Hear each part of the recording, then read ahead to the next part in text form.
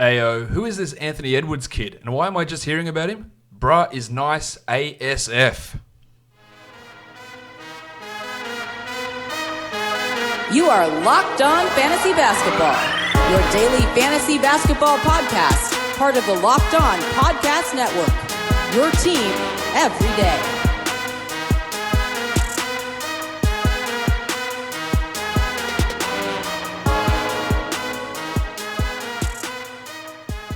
Hello and welcome to the Locked On Fantasy Basketball podcast brought to you by Basketball Monster. My name is Josh Lloyd and I am the lead fantasy analyst at basketballmonster.com and at Yahoo Sports Australia. And you can find me on Twitter as always at redrock_Beeble and on Instagram at Locked On Fantasy Basketball. A weird day in the NBA. Only 2 games on. I'm going to talk about both of those ones here today and then preview an absolute monster of a 14-game slate on Wednesday. Michael Bolton. Let's get to it. Let's get to it, indeed. The first game up was a decent enough blowout. The Clippers get the win over the Mavericks, 114-99 in the end in Dallas. Paul George and Kawhi Leonard putting up big games in just 29 minutes apiece, actually just 28 for Leonard. 26 points for George, 4 rebounds and 6 steals, and he didn't shoot the ball all that well, while Kawhi had 28, 8 and 4 on 52% shooting. Both of those guys were perfect from the line as well. Didn't need to overexert themselves, and they are going to put up big numbers. Even in the limited minutes, they are really, really good numbers. Louis Williams, 33 minutes for him, 21, 6 and 6. 4 triples. The 24% usage is a come down there, but obviously still scored well, still shot well. If that shot doesn't go into that level, then that line doesn't look quite as good, but still a really impressive performance from Williams, who, again, I still think he's going to drop off, but maybe I'm wrong. Maybe he can still keep up this level of production. The table, Montrezl Harrell was great last game. Not so good here. 12 and 7 in 28 minutes, but I think we give him a pass there. Well, Ivica Zubac had 11 and 7. Not much else, but 11 and 7 in 18 minutes. That's solid enough, but we know that his upside is significantly limited because he just isn't in line to get any more minutes unless something does happen to Harrell. Very little else happening with this team. Patrick Beverley, just 3 points. He did have a 1-1. He did have 4 assists, so there's value there. You know what Beverley provides to a fantasy team, and if that's what you need, then he is absolutely a 12-team viable guy. But he's not for everybody. Flaming Mo Harkless had 2 steals. He's a defensive stats type streamer, while JaMychal Green added in 2 blocks, and that's not something that we can really rely upon all that much. For the Mavericks, Doncic had 22, 8 and 6 with 3 steals. The shooting was horrible, 29%, but you love that he got to the line 16 times. He hit 14 of them.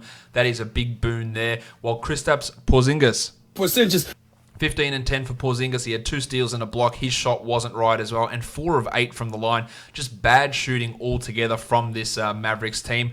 It was encouraging to see a good game from Dwight Powell. He only played 24 minutes, but he had 10 points. But most importantly, 3 steals and 80% from the field. And his value comes from steals as a big man and comes from a really strong field goal percentage. His usage had been non-existent, and when your usage is down, it actually impacts the overall effect a high field goal percentage can have because you're just not getting that many attempts. But this was a step in the right direction. I still don't think he's a must-roster 12-team league guy. He can be a 12-team guy if he can do this more consistently and get those steals and be a 10 and 7 sort of a bloke.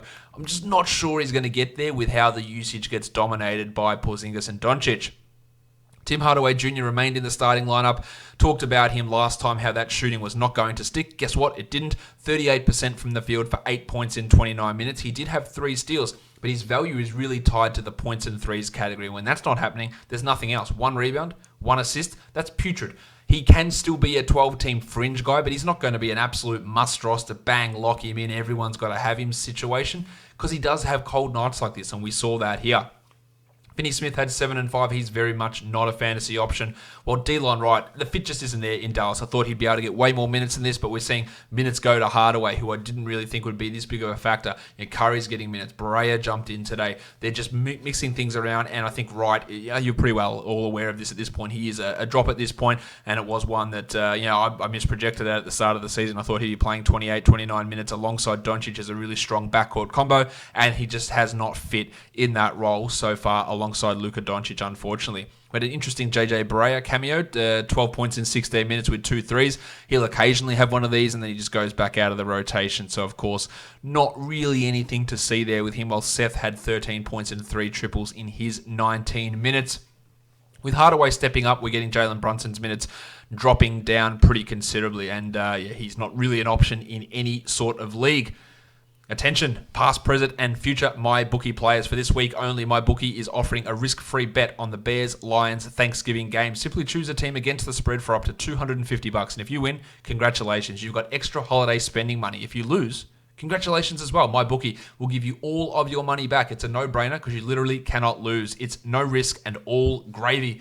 It doesn't matter whether you're an experienced player or a first-time customer. MyBookie welcomes all to come play, so quit waiting around and sign up today. Log on to mybookie.ag and make your first deposit with the promo code LOCKEDONNBA. Locked On NBA is the code, and MyBookie will match your deposit dollar for dollar to jumpstart your bankroll, and that's on top of the risk-free Thanksgiving bet. Let me repeat, a guaranteed deposit match and a risk-free bet for this week only. So if you're a true sports fan, you do not want to let this opportunity pass you by. You simply cannot lose. Make sure you do your part to support your team this season. Hop on the gravy train and get in on the action with MyBookie. You play, you win, and you get paid.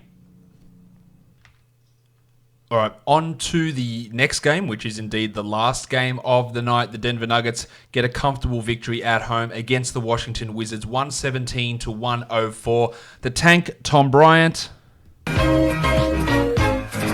only played the 23 minutes, and his minutes have been a worrying trend. We saw Flaming Moe Wagner play more than him.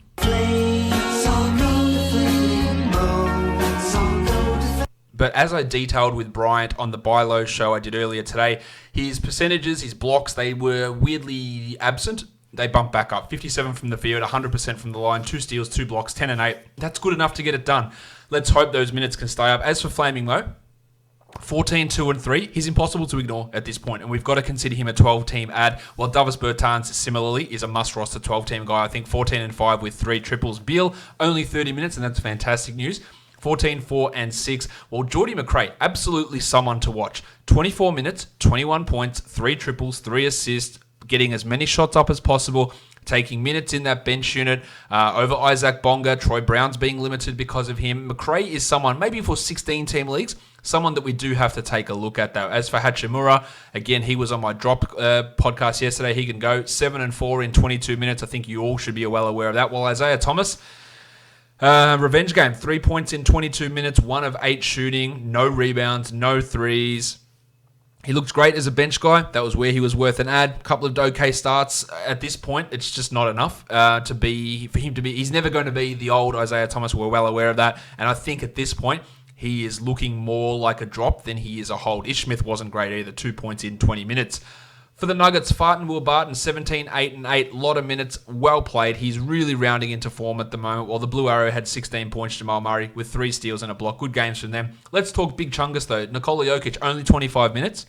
What an absurd line this is. 8 points, 8 shots only, but 20 rebounds in 25 minutes with 5 assists. That is a weird line. Didn't take any free throws at all. He looks better of late. I still think he is still a bit of a buy low guy, but I think we're going to see the December, January big chungus really unload on people.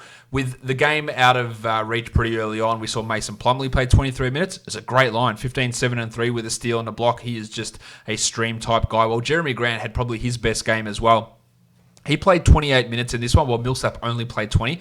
Grant had 20 and 4 with 2 steals. I don't really believe in it long term, but it's good to see him at least doing something good. While Millsap had been great this year, only 20 minutes. This was the worry I had with Millsap at the beginning of the season, in that would he play enough minutes? And he'd been really exceeding expectations. If Grant starts to play better, I can see Millsap's minutes coming down more as a preservation thing, so it is something to watch at least.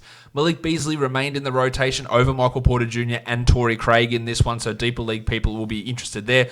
9 points in 19 minutes for Malik, while Monty Morris, an interesting 14 to 16 team league assist stream guy, 10, 3, and 5 in his 23 minutes on the court, as that bench rotation continues to change and continues to be a little bit all over the place at times for the Denver Nuggets. Let's look at some injury news now. Chrissy Middleton unexpectedly is going to make a return on Wednesday, so that's huge news. George Hill is out, so we won't get a full idea of how that Dante DiVincenzo rotation goes. Also, Middleton's going to be on a minutes limit, but that could spell the end for DiVincenzo's minutes. I'd like to see what they do with Matthews and Dante in that role, but Middleton will be back. Nikola Jokic, he thinks that his ankle sprain is not as bad as initially feared, but he also threw in a little tidbit saying he might have a bone bruise, which could be really disastrous. It could mean nothing, but it could be terrible. Remember Robert Covington? He had a bone bruise in his knee. Well, of course you remember him because he's still around. But in January last year, a bone bruise in his knee, and he never played again. And it still limited him to begin this season. They could be month-long injuries. It could be a week. So while the sprain might not be as bad, that's great. That bone bruise could be a real pain in the ass. So don't look at this as a massively always positive good news for Vooch. It might actually be worse. Ja Morant's back injury, which enabled him to come back into the game yesterday. He has popped up on the injury report with as questionable. So you could be looking at maybe Tyus Jones action. Of course, with 14 games on, even if you add Jones, he's not going to be viable on your standard leagues. But for DFS, which we'll cover later, he'll have an option there. While Kemba Walker looks to make a miraculous return. Missing just the one game with that neck issue, he is listed as probable for Wednesday's action, putting a pin in the value of Brad Wanamaker and probably Tremont Waters, who looked pretty good in that game for the Celtics on Monday. So that is your news there regarding injuries. Now, as I said, 14 games on, we're going to be looking at FanDuel pricing here. On a 14-game slate, similarly with a 2-game slate, you do have to be careful when playing DFS. So much more variance goes in. So these sort of days are more of your lower volume type of days in terms of your outlay and your bankroll sort of stuff. So just be careful on a day like this. All right, first game up on this monster slate, 14 games. We are looking at FanDuel pricing, and the first game here, the Orlando Magic and the Cleveland Cavaliers. Both Kevin Love and the Muppet John Henson are questionable. Aaron Gordon and Nikola Jokic are out for the Orlando Magic. If Love is out, it does help Larry Nance significantly. He becomes a great option. In the games that Love and Thompson have played together, Nance has only been like low 20s in minutes. When one of them doesn't play, he's up to 30. So that's something to pay attention to. Here, no spread out at this point, of course, because of Love, that's him. His potential absence at point guard, Garland's at 3,900 because he's doing very, very little. He'd just be a flyer GPP guy. That is it. DJ Augustin at 48, I'm not keen on. While Markelle Fultz at 6,000, he is giving you those numbers most nights, especially with Gordon and Vucevic out. He's putting up some really strong numbers. It's a massively positive matchup for him against his Cleveland team, and their backcourts are really disgusting defensively, so Fultz is absolutely an option. At shooting guard, Terry Ross is at 4,500. I like the upside against his Cleveland team for him to at least drop a 30, while Fournier at 6,500. We like what Fournier's been doing. That might be just a little bit on the expensive side for Evan here, while Jordy Clarkson at 53, getting some extra run of late. Not a bad cash play. For the small forwards, you got Wes Iwundu, who has been starting in place of Aaron Gordon. He's not really worth a look. But Johnny Isaac, of course, is, if he wasn't at $8,000. That is pretty expensive for Isaac, just 33 points last game. But it was a little bit of a down game for John. So I'd say his floor is relatively safe at the moment with Vooch and Gordo out. I wouldn't say he's a must-roster guy by any stretch. Kevin Porter played well last game for Cleveland, but again, that's a little bit risky to use. Same with Chetty Osman. For the big men, power forwards, Kem Birch, 4,200. The minutes have been there. The production hasn't really just a tournament guy, but that's all he is. Kevin Love's at 83. That's too high. The Chief, Al Farouk Aminu. Sometimes may be good, sometimes may be shit. While Larry Nance up to 6,900. Giggity. Look, Nance at 6,900 is great if Love sits. It's horrible if Love plays. As for Aminu, no, we're not really interested in him. For the centers, Mo Bamba's at 4,500. 1, 2, 3, 4, 5. Maybe. He had 35 last game, which at 4,500 is great value. Good rebounding numbers, good block numbers. I don't mind him here. It is a really good matchup for Bamba. So he is in play. Tristan Thompson's at 74. There are better value options than spending 74 on Tomo. Next game, we look at the Brooklyn Nets and the Boston Celtics. No Kyrie Irving, of course. No Karis LeVert. Kemba Walker is probable, as is Marcus Smart, who had a finger issue last game. DeAndre Jordan listed as questionable. The Celtics are 6.5-point favorites in the total. 225. Kemba's at 7,500. Even prior to his injury, he'd been dropping off a bit, averaging just 26 over the last 5. The matchup's a strong one for Kemba. He's a pretty interesting play here. I think there's a real chance for going over 40. Of course, that neck is a little bit of a worry, while Marcus Smart at 67, even though Kemba is likely to be back, I think Smart at that number can be a 35-point guy, which is pretty strong at that salary. For your shooting guards, Temple's at 49. I'm not keen on that. Spencer Dinwiddie at 83. That is really expensive, especially when you consider you can get Walker for $800 less. Now, Dinwiddie's been putting up numbers, averaging 43 over the last 5. The only reason I would be a little bit hesitant with Spence here is just the Celtics defense, which does limit point guards to a degree. So that might be a bit of a fade situation. And then for the small forwards, Jun and Musa's getting minutes, not really doing anything with them. Torian Prince at 55 is on a little bit of a hot streak. He's too unreliable to look at as a must-roster guy, while Smoke and Joe Harris also had 5,000. Harris at 5,000 is not bad for the cash value, a little bit of tournament upside, but that salary has come down enough where he is at least in play. While Jaylen Brown at 6,800, with Walker back, I'd probably lean off Jaylen, whose numbers haven't quite been at that level. At power forward, Jace Tatum's at 7,700. He's averaging 35 over the last 5. I don't dislike him here. I think he's in play for cash at the very least. Well, Jarrett Allen at 74, really crushing it at the moment. Had a monster last time out. A little bit different matchup here against Boston. DeAndre Jordan not playing would really help Allen, would push him into a usable territory, but 7,400 just does scare me. While for the Celtics, Daniel Tice is out, so Enes Kanter at 45 looks really good, and the Rock DJ Robbie Williams at 37's got some strong value as a cheap center. Wouldn't want to be using DeAndre Jordan personally either. Next up, the Utah Jazz and the Indiana Pacers. The no spread or total for this one yet because we don't know Rudy Gobert's status. He is questionable. He's missed the last 2 games with an ankle injury. Jakar Sampson is doubtful for the Pacers, but that doesn't really impact us too much. At point guard, Brogdon's at 8,300. I think that's too expensive for Brogo, especially against this Jazz team, while Conley's down at 6,300. Now, he has not been at that number most nights. He can be a 40 or 45 point player. Probably one that I wouldn't want to use in cash. Definitely not one I want to use in cash, but there is some tournament value at that low price for Conley. Moutier, McConnell, Aaron Holiday. Holiday went off last game, but only played 18 minutes, and his salary at 5,500 makes it a little bit harder to get involved with him. For your shooting guards, Jeremy Lamb's at 63. I think there's a really strong cash value in that. Really solid floor. Upside's probably a little bit limited, but I do like it otherwise. And then for small forwards, Tony Warren Jr.'s at 53. He went off last game and still only 27 FanDuel points. That's the problem with him, is he doesn't do much else apart from score, and that limits his overall upside. While Bojan Bogdanovic against his former team, 6,700 for Bogdanovic. He is on a real run, averaging 33 over the last 5. The salary reflects that. The DVP stuff is not great for Bogdanovic against the Indiana Pacers. Probably a fade. Ingles not interesting at all. For the power forward, Sabonis is at 8,100. And even though he's struggled lately, he's still giving us 42 a game over the last 3. I think he's pretty strong in terms of a cash option here. Royce O'Neal, Jeff Green, they're not going to do it for me. Gobert at 82. I would really like it if he plays. We don't know if he plays. But if he's in, that's got some value. While Miles Turner at 6,900. Giggity! That is a strong ass fade for me. I'm not keen on Miles Turner at all, whose usage has been really depleted playing alongside Domantas Sabonis. Next game, the Sacramento Kings and the Philadelphia 76ers. The Sixers are 9.5 point favorites here, and the total is 209 points. Joel Embiid, of course, will be looking to bounce back after a poor performance last time out, while Bogdan Bogdanovic is listed as probable, dealing with a hamstring cramp that has bothered him over the last 2 games.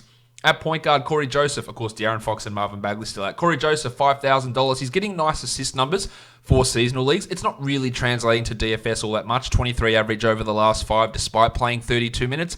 I don't imagine much of that changing against a Philadelphia defense, which is pretty tough to deal with. While Ben Simmons at 8,700. He's been like a 40-point guy. Fine, but 40 points at 8,700 doesn't quite get the job done. Trey Burke and Yogi Ferrell, not for me. Joshie Richardson riding a hot streak at the moment, so his salary is up by $500, so that would lead me to say no thank you to Josh Richardson. Bogdanovic at 6,700. The hamstring is bothering him. The defense is an issue here. I think he's one to steer clear of. While Bud Hield really stepped it up last game. 49 points. He's at $7,000. If we get 49, that's great. I don't trust that we get 49. He's been quite up and down this season. That's probably one to steer away from. At small forward, I do like Toby Harris at 7,100. Strong floor value, strong cash play. Limited upside, but pretty good otherwise. While the pencil, Harrison Barnes. Barnesy. He's at 5,400. I have zero faith in him blowing through that number, but I also have pretty good confidence in him at least getting to that floor. So a decent enough cash guy on a tough slate to find that value, or to find the right value with so many teams playing. At power forward, Horford's at 7,200, similar to Barnes. Not a bad cash floor. While Nemanja Bjelica at 5,400 also struggled last game, but still dropped in 20 points. I think he is in play as well. At center, Embiid's at 9,700. Came down $500 after that real turd against the Raptors. This is a favourable matchup. He's averaged 56 against the Kings the last 3 times. Of course, it's a different Kings team, and they have been decently okay about limiting opposition centres. I still think 9,700 puts him in play, while Richaun Holmes, I should have mentioned him as a power forward, 6,600 for Holmesy. I think we look at him as a pretty strong option. Last game, he was in foul trouble, still had 26. He's got that 50-point upside or high 40s in terms of upside, so he's an option for sure. The Undertaker, Dwayne Dedman, is what you would call not an option. Let's go next game for us to take a look at the Detroit Pistons and the Charlotte Hornets, the Andre Drummond Bowl. The Pistons are 4-point favourites, and the total is 216.5. Weirdly, in so many of these games today, you can create like these weird narratives between who plays. Orlando, Cleveland, all I go back to is the Dwight Howard, LeBron James playoff battles a few years ago. Brooklyn, Boston, of course, there's the Garnett trade, there's the Kyrie Irving situation. Utah, Indiana, maybe it's a little bit harder to find one there, but you got Bojan Bogdanovic against his former team. Sacramento, Philadelphia, the Nick Stauskas trade. We go to Detroit, Charlotte, Andre Drummond, free agency battle going on here, and so many more down the line. I'll get to them all as we go through. Hopefully I remember to do that. Anyway, the Pistons, 4-point favourites, the total 216.5. Malik Monk is listed as probable, while Tone Snell is questionable, and Cody Zeller also probable. Reggie Jackson, of course, out still. Terry Rozier, $7,000 at point guard. He's been giving us 33, 34 a night, which is not bad value. He is in play, I think, here. He's sort of settled into a role. Well, Derrick Rose at 5,400. Rose is more of a tournament guy. If that shot disappears like it did last game, there's very little else that he offers. Devontae Graham at 7,200. The numbers have been pushing back a little bit for Graham, and the salary hasn't really adjusted, so he's not super keen. I'm not super keen on him here.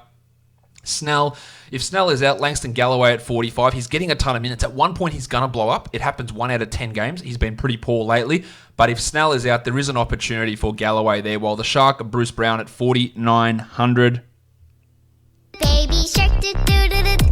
I think that's just too high for Brown. That's an $800 price rise. If he was at his old price of $4,100, then yeah, I do think there is something there for him. At small forward, Miles Bridges at 54. I worry about what Borrego's going to do with this rotation, and I think there might be something coming here for Bridges in a negative sense. So I'm a little bit concerned. I wouldn't want to use him there. Well, Nick Batum at 38. Yeah, maybe if they put Batum in over Bridges, which would be a terrible move, but it's something to watch for, maybe he'd be a tournament guy. While Markieff Morris, noted small forward Markieff Morris, is at 3,600, and with Griffin playing, he's not likely to have an input.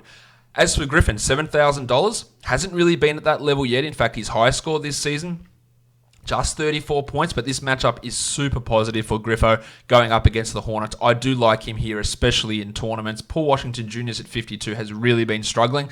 I wouldn't be surprised to see him lose more minutes to Marvin Williams in this game as well. He's a fade from me, while Williams himself, minimum salary, Maybe you want to go for a weird, low-rostered guy, unless we hear he's starting, then people will jump on. But at minimum salary, he could be a 25-point guy, absolutely. At centre, Drummo's at 9,300. He does have a history of really going bananas on the Hornets. So many centres have gone off against Charlotte this year. I reckon we've got 50 written all over it here for Drummo. He is in play. Biombo at 3,900. He's averaging 22 over the last 5, and if they decide to start him over Zeller, I don't think they will, but if they do decide that, maybe he is a low-end cash guy. There are quite a few cheap centers around though, while Cody Zeller at 54 is not a cheap center for what he does offer. Next game is the New York Knicks and the Toronto Raptors. It's the Landry Fields Bowl, or it's the Masai Ujiri fleecing them for Andre Bargnani deal. It's the Steve Nash might go to both of these teams and then go to neither of these teams bowl. There's plenty of interactions between these two teams over the course of history. The Raptors are 10.5-point favorites. The total is 209.5 here. Frankie Ntilikina and Rowan Barrett Jr. are both questionable. Of course, if Ntilikina's out, that's going to push Dennis Smith and Alonzo Trier into larger roles. If Barrett is out, while Kevin Knox isn't going to start because he is doubtful with a quad issue, you're probably going to get more Duke Wayne Ellington, more Damo Dotson into that role as well. Serge Ibaka doubtful for the Raptors also. Ntilikina's at 4,700. He can have big games. He can be poor. It's not a reliable spot. Against the Toronto Raptors, I'd probably fade off him. While at shooting guard, Norman Powell's at 5,000 and Terrence Davis at 43. Yeah, marginal interest in them. Van Vliet at 8,000 is the one I really want to get into. Now, of course, if we look at Van Vliet as an option here, it is important to note that it could be a blowout, and that might limit his minutes. Not that they really limit his minutes in any game. His lowest score, Van Vliet, over the last 5, 38 points, which is great. Barrett's at 65. He's been struggling. I think we'll steer clear of him. While the Duke at minimum salary, if we do get him starting in place of Barrett, there is real value there in Allington. At small forward, Siakam's at 9,600. Love that. Love the floor. Yes, the same risk as applies to Van Vliet in terms of minutes in a blowout is something to watch for, but I still like him there. While the Jedi, OG Anunoby. Hello there. Hello there indeed. He's at 5,300. I would fade off that pretty hard. Marcus Morris at 6,500. I like the floor value in Morris here. Decent enough for cash. At power forward, Julius Randle's at 7,000. Well, when I can take Blake Griffin in the game earlier at the same price, that is what I would do. Randle has been struggling quite a bit in terms of his efficiency. Not one for me. Lots of turnovers as well. While Rondae Hollis-Jefferson playing really well. He's at 5,800 though, so is that salary maybe a little bit too high? It could be. It's not a complete write-off, but it could be a bit high. While the Waterboy Chris Boucher at 3,900 should get another reprieve with Ibaka. Unlikely to play, but I don't think we need to use him. At centre, Punch Bob's at 4,100. That's a no from me. While Mitchie Robinson at 61. And Mitch Robinson says, I'll take it from here. Of course, Robinson can go off for 40 easily. Will he do it? Most likely not. Probably one to steer off, while Marc Gasol at 5,700. He's not scoring at all, and he's still giving us 26 a night, which at 5,700 is fine for a cash option. Imagine he scores 20 points. It's unlikely, but those other numbers would become really useful there. He's probably a low upside guy, but at least there is some value in what Gasol is doing regularly with Ibaka out. The Miami Heat and the Houston Rockets. The Rockets are 7-point favorites here. The total is 227.5. Jimmy Butler, Justice Winslow, and Jimmy Johnson are all probable, while Clint Capella has been listed as questionable for the Houston Rockets. At point guard, Russ Westbrook, 8,600. Hasn't really been at that number much late. I don't think against this Heat team, whose defense is pretty good, I would want to go with him. Kendrick Nunn's at 56. With the return of Justice Winslow and the fact that Butler isn't going to miss due to his illness, Nunn is a little bit risky, but that price is okay. I don't mind using him. There is a risk there, but I don't mind him at that salary. While the Iron Shoulder, Goran Dragic, is at 5,000. Probably one to steer off, I think. At shooting guard, Jimmy Harden, 11,600. We always love Jim Harden, especially sub 12,000, so he is an option for us. While Tyler Hero at 49. Again, the Winslow issue probably going to impact him the most here. And Jim Butler's at 91. He's been around 40 points, which isn't quite where you need him at 91. I don't think that he is the best option on this slate of games. Macklemore and Dunk Robinson probably not going to do it for me. At small forward, Danny House at 5,300. The Doctor is putting up good seasonal fantasy value for DFS. He's not fantastic at that sort of salary. And then you got Justice Winslow all the way down at 5,200. Now, his couple of games with Butler weren't good. I would be loath to use him here in anything outside of a weird tournament spot. Tucker's at 5,000. Really good game last time out, but he is prone to fits of ineptitude. While Bam Adebayo at 8,400. We love Bam's floor. Almost a 40-point guy most nights. He is an option for us for sure. At center, Capella's at 8,900. Now, he's been putting up massive numbers, so I do like him if he plays. But if he is out, it's going to be Chandler and it's going to be Isaiah Hartenstein. Now, Tyson is at 3,700, but that doesn't mean that he's going to put up big numbers. In fact, his highest score is just like 14 points this season, so that's not all that interesting. Hartenstein would be the more interesting one, but it would just be a tournament sort of a spot. Well, Olynyk was great last game, 38 points. He is at 5,300, so the price has been adjusted to deal with that. The matchup's not a bad one for Kelly. I just have faith issues in terms of his consistency that would lead me away from him being a cash guy. Next up, the Clippers on a back-to-back against the Memphis Grizzlies. We've got to assume that Kawhi Leonard won't play in this one. We don't know that for sure. Paul George up in the air about whether he plays, so that could change quite a bit of stuff here. Beverly is at 5,900. That's quite high for Paddy Beverly. Of course, if Kawhi is out, it helps Beverly, and he should get to that 30 mark in a really positive matchup. For the Memphis Grizzlies, Ja Morant and Kyle Anderson are both questionable. Of course, if Ja is out, Tyus Jones is going to be the guy to get the nod there. Morant's at $8,000, averaging 43 over his last three, but that back issue is marginally scary, and the opponent is pretty scary as well, so he's going to be one I steer clear of, whereas Jones at 3,600 will become one of the better plays of the day if Morant is ruled out. At shooting guard, Lou Williams at 77. I'm all about Lou if Kawhi is out. If Kawhi does play, then it's hard to get on him at that price. Kyle Anderson's going to be a no. Dylan Brooksy Brooks is always just for tournaments. That's small forward. Flaming Mo Harkless, 3,800. That's going to be a strong no from me. While Paul George at 96, I think that's too high. Now, if Kawhi is out, maybe. But even then, I'm not certain that's a great option. While Jay Crowder at 5,000, most of his games are in that zone and they're above that zone, but he does have the occasional stinker. I'm not too far off using him as a cash guy here. For your power forwards, Brandon Clark's at 5,500. He feels like he's a lock for 25 points every night, and that's pretty strong cash value there. Triple J, Jaren Jackson Jr. at 63. Exceeded that last game. Can't get any blocks. Really just a tournament player. JaMychal Green against his former team. Nothing really to see there. I forgot to mention the rivalry type situations here. These teams, remember the playoff battles they used to have back in the day? Blake Griffin versus Marc Gasol and Mike Conley. That's one there. The Miami-Houston one is the Harden Strip Club revenge from last time out when the Rockets beat them by about 1 million points last time out. Also the Jimmy Butler, which teams are going to go to situation. At center, the table, Montrezl Harrell, 7,800, really crushed it last game. If Kawhi is out, I'm all about him here. Otherwise, it's a tough one to use. Well, Jonas Valanciunas at 6,900, really got it back on track last game, but I'm not ready to commit to Valanciunas here, and Ivica Zubac is not going to do it for me either. Next game up, let's see, what can we narrate here? It's the Mike Budenholzer Bowl. The Atlanta Hawks taking on the Milwaukee Bucks. The Bucks are favored by a massive 14.5 points, which is a real worry in terms of their fantasy value. 239.5. Interestingly, Chris Middleton is back for this game after being ruled out for 4 weeks. He is back significantly early. He is going to be on a minutes limit, but that throws more confusion into the Wes Matthews, Dante DiVincenzo, Sterling Brown situation. I guess some clarification we get is that George Hill is doubtful, so there's some of those minutes should keep DiVincenzo and Matthews and Brown at the similar level that they were playing before, and Middleton just comes in and takes George Hill's minutes pretty much here. Kevin Huerter still out for the Hawks. They've got a bunch of probable guys. Cam Reddish, DeAndre Hunter, Trae Young are all probable, while DeAndre Bembry is listed as questionable. If Bembry is out, it's more minutes for Alan Crabb, probably more minutes for Reddish as well. At point guard, Young's at 9,600. Really like him here. That's a decent enough floor value. While Eric Bledsoe at 76, we can do better than we can find for him. And then we go on to some shooting guards. Paddy Connaughton's at 39. Connaughton's been playing pretty well. The Middleton return will probably put a little bit of a dampener on that, so I'm not super into him. Bembry not happening. Middleton at 65. I'd want to see what happens before getting him involved in a DFS lineup. Wesley Matthews, Alan Crabb, just a bunch of shit at shooting guard, really. At small forward, Cam Reddish is at 41. Not interested. DeAndre Hunter at 51 is a tournament guy.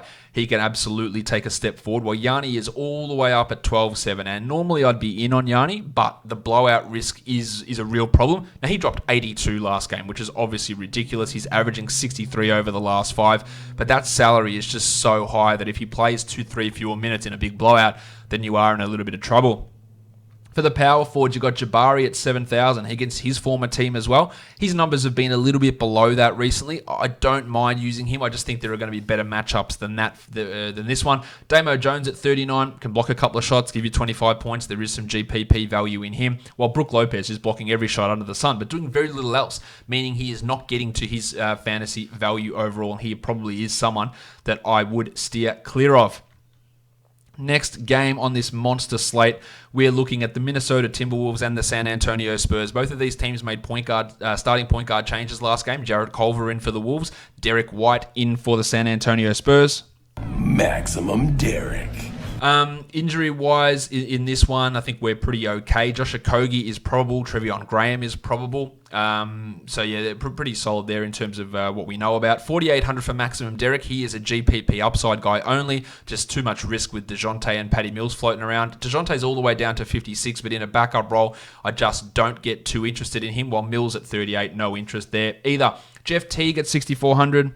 My name is Jeff. The matchup is a real positive one for Teague. At 6,400 coming off the bench, I just think he'll struggle to get to that level. While shooting guard DeMar DeRozan is rolling at the moment. He is at $8,000. I feel good about his floor. I think he's got 50-point upside in a really strong matchup. Bruni Forbes, no. Andy Wiggins, 83. That is too highly priced. I will take DeRozan at $300 cheaper than Wiggins at this stage. For your small forwards, Rudy Gay's at 49, not interested there. Jarrett Culver at 47, I am interested in Culver. Put up a nice 31-pointer last time out as a starter. The salary's jumped, but not enough to turn me off completely. While Bates Diop and Josh Okogie, they're not really that interesting. Although Okogie did drop 28 points last game, and at 3,800, that's marginally interesting.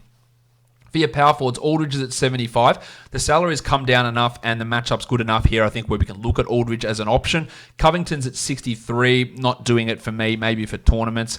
And then you go to the centers, Jakob Poeltl all the way up at 4,900. That is a strong no from me. While Townsy at 10.9, I do like Karl Anthony Towns at that salary, although historically he has struggled against the Spurs, averaging just 36 points in his last 3 games. Admittedly, that has been in 27 minutes of contest.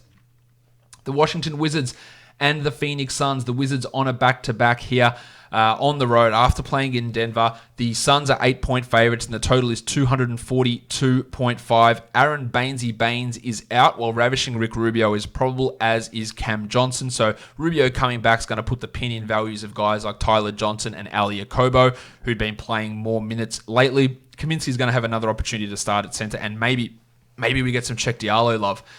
At point guard, Johnson's at 3,700. Tyler, no, not with Rubio back. Rubio's at 6,800, but I would not want to use him in that spot either, while Isaiah Thomas at 48. Look, there's a chance Thomas plays. It is a back-to-back. We don't know that for sure. He's a tough guy to use in this spot, but Ish Smith at 44, if Thomas is ruled out, that would be a pretty strong option, I think, to look at Ish in this scenario. Booker's at 8,400, has been a little bit down of late, averaging just 36 in his last 3, but I think he can drop it in against one of the NBA's worst defenses, while Brad Beal at 95 on the back-to-back is a little bit of a worry, but I still do think that the 45-point mark for him is in play. Geordie McRae, yeah, probably not. At small forward, Oubre is at 6,900. Giggity. Yeah, I think it's too high for Cali. Bertans at 6,000. He has been around that mark most of his recent games, so I don't mind using Bertans at that salary. McCall Bridges, that's going to be a no from me. At power forward, Frank the Tank's at 4,000. There's some interesting GPP upside against a team that does allow big numbers from big men, so he is in play there for me with Bainesy out, while Rui Hachimura at 49, I'm not interested in. Šarić at 54, absolutely blew up last game, 44 points. Prior to that, he'd been pretty poor, but that salary is interesting enough that he is a tournament play. Well, Cheick Diallo also dropped 32 last game. Absolutely should be in your GPP pool at a very minimum. The Tank Tom Bryant's at 6,700. Maybe for a tournament, not super into him as a cash guy here, while flaming Moe Wagner at 43. Just the limited minutes are always the concern with how Wagner is going to do. I reckon that'll do it for that game. Let's move on to the next one. We're looking at the Lakers and the Pelicans. Anthony Davis goes back to New Orleans. It is going to be raucous down in New Orleans. The Lakers are 6.5-point favorites. The total is 230.5. Like usual, Anthony Davis is listed as probable, like every single game that he seems to be playing this year. While Joshy Hart is questionable, Derek Favors is questionable, and Lonzo Ball is probable. If Hart is out, that boosts Redick and Etuan Moore. If Favors is out, of course, that boosts Jackson Hayes. If both of those guys play, it really renders most of those players unusable. At point guard, Lonzo's at 5,900. We just don't know the minutes or his role at this point, so it's hard to get excited about him. While Rondo at 48, limited upside, but I don't mind Rondo as a cash option against a team that does allow some significant point guard points to be put up. At shooting guard, Kentavious Caldwell-Pope, again, limited upside, but he's giving us 23 a night. Pretty good. At 4,000, that's not bad. Gets you your Hardens in. It gets you your Giannis in if you want to go that direction to get some high-priced players in. Drew Holiday at 8,300. The return of a bunch of guys there like Hart, I don't think it really impacts him all that much. He's been putting up pretty strong numbers. I just don't think 8,300 is the right mark. I'm not using Hart. I'm not using Green. Redick would be the interesting one, I guess, to look at if Hart is ruled out. At small forward, LeBron James. He's at 11,200. He is absolutely someone that I'm using here. While Ingram at 8,800. That's pretty high price for Ingram. He's averaging 44 over his last 5, which is about right for that salary. It is quite a tough matchup against one of the best defenses in the NBA, so I'm not super into him. Kenny Williams, I'm definitely not into at all. At power forward, the future MVP, Kyle Kuzma, is all the way down to 4,300, and that at least puts him into tournament value, an upside option there. While Tone Davis at 11.1, I think we have to look at him at that sort of a salary as a 50-point guy. He's averaging 53 over his last 5, so great value there on Tone Davis. Derek Favors, Nicole Ormelli, Jackson Hayes, I'm not really all that interested in those guys. If Favors is out, Hayes does get a boost, and JaVale McGee and Dwight Howard, not really. And by not really, I mean not at all. The Oklahoma City Thunder and the Portland Trailblazers. Did I go through any more of those those matchup situations. I did Minnesota at San Antonio. I can't really think of one between those two teams, but Washington and Phoenix is a Marcin Gortat Bowl. It's the Kelly Oubre, Dylan Brooks-a-thon from last year. The Lakers and New Orleans, well, we know that one already. It's the Josh Hart revenge game, of course. The Thunder and the Blazers, it's Carmelo Anthony going up against his former team. So this one, the Blazers are 3-point favorites. The total is 220 points. In this one, Gary Trent Jr. is probable at point guard. We're looking at Dame Lillard, who has been struggling a little bit with his shot. He's down at 9,200. I think that this is worth looking at Dame in this one as a bit of a bounce-back performance, while Chris Paul's at 7,300. He's just giving us 36 a night every night, and that's great value. So I do like Paul here.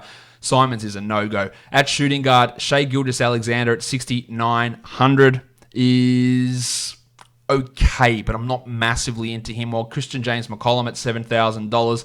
I think CJ is putting up strong enough numbers to use him there. A little bit of a down one last time, but as a down game for 33 points, I'm okay with it. That's a big salary drop for CJ. I'm into it.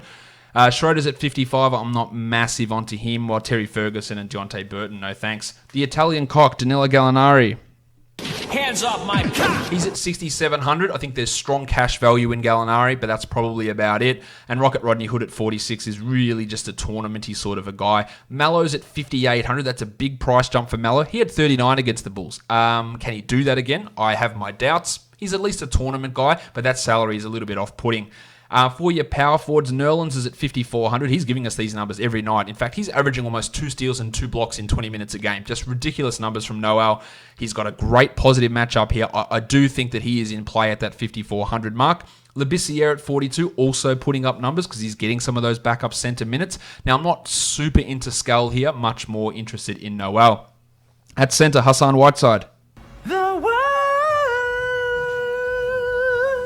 He's at $8,000. I don't actually mind him for DFS at that salary. He had 36 points in 23 minutes last game. Now, whether the minutes limit is because of his hip or because Labissiere played better than him, I'm not sure. But he's at least someone to look for to get to that 40 mark. While Steve Adams at 6,500, they've boosted his salary all the way up after a strong game last time out. I'm not ready to get back investing into the Steven Adams business. Next game on the slate, the Chicago Bulls and the Golden State Warriors. No spread at this point. Draymond Green is questionable and Ryan Archer-Jacquino is probable. At point guard, Chris Dunn's at 4,300. That's a no from me. Kobe White at 55. I like the GPP value for White, while Tomas Satoransky's at 53. He's been putting up some okay seasonal numbers. DFS, probably not so much. The lubricant Kai Bowman is all the way up to 5,800. Now, if Draymond's out, I think he beats that. If Draymond plays, it is a little bit more restrictive in terms of using him. At shooting guard, Levine's at 7,500. I think that's the right price. I think there's enough value in him. There's upside. There's floor value. I do like Levine at that salary. And then at the small forward spot, you've got little dog Glenn Robinson at 54. Interesting tournament guy. The minutes are there. The production does wane and wax quite a bit. That probably should have been said the other way around. But there is something there. Same with Alec Burks, although the 6,400 for Burksy is just too high. At power forward, Draymond's at 74. I don't like that salary. Eric Pascal, the triangle, 6,300. He is really just not producing outside of scoring. The Wizard, Omari Spellman, Thad Young, Danny Gafford, no. Well, Larry Markkinen, the salary hasn't come down enough. He's at 6,500. He's doing jack shit. Now, this is a great opportunity against a terrible defense for him to do something, but only in the wildest tournament would you get involved. Well, Marquise Chris, he is averaging 30 points over his last 3. He's at 5,300. He is at least a GPP look. At center, Wendell Carter's at 75. That's too high, while Willie Cauley-Stein at 55 has been fairly putrid of late, but this matchup is super appealing. We saw Carmelo Anthony go off as a big man against the Bulls. 55 for Cauley-Stein. I don't hate it, and that's the best praise that I can give Willie Cauley-Stein. All right, we flip it over and look at some DraftKings options. Cauley-Stein at 47 on DraftKings is super interesting. I like Rubio and Whiteside over there. Brogdon comes in at a really good price. Griffin, Tom Bryant, the GPP value on guys like Derek White is still there. Booker and Harrell also come in looking pretty good. Rozier, Lillard, Siakam, and DeMar DeRozan are some other strong options over on DraftKings. That'll do it for me today. I'll be back tomorrow to recap all 14 games in the NBA, an absolutely massive day. Follow me on Twitter at RedRock_Beeble and Instagram at Locked On Fantasy Basketball. Subscribe, Apple Podcasts, Google Podcasts, Spotify, Stitcher, and on YouTube. Give me a thumbs up and leave a comment down below. Guys, we are done here. Thank you so much for listening, everyone. See ya.